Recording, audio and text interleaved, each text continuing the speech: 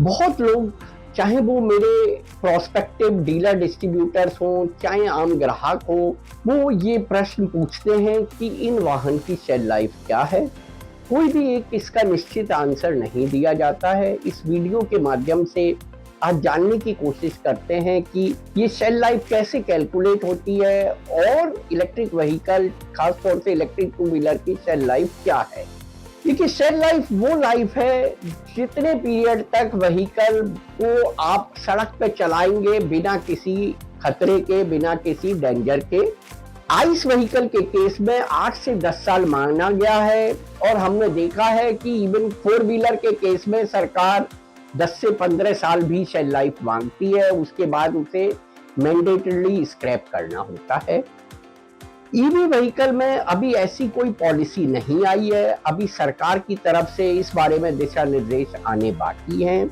हालांकि एक बड़ा ईवी उत्पादक होने के नाते हमको ये पता होना चाहिए कि इन वाहन की शेल लाइफ क्या है। शेल लाइफ में बहुत सारे फैक्टर आते हैं। जो एक सबसे बड़ा फैक्टर है वो फैक्टर है कि व्हीकल का चेसिस वेट कितना है।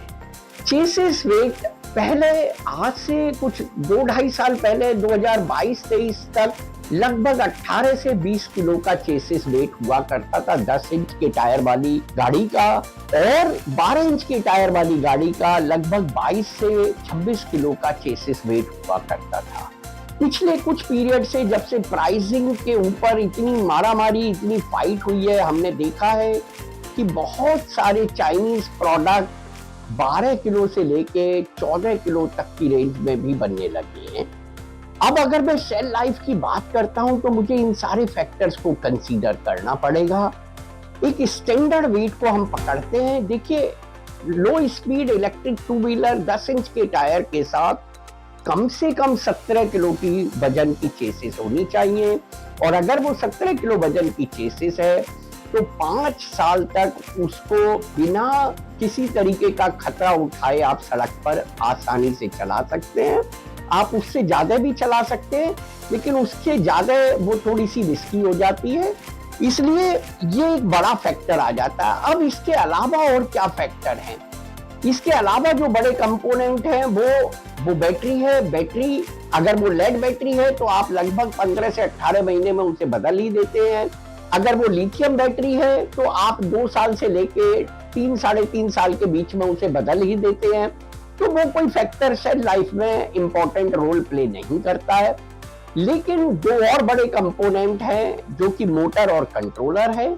हालांकि हमने ये देखा है कि मोटर और कंट्रोलर की कोई स्पेसिफिक शेल लाइफ नहीं है। अपने घरों के पंखे में हमने मोटर को 18, 20, 25 साल तक लगातार चलते रहते देखा है।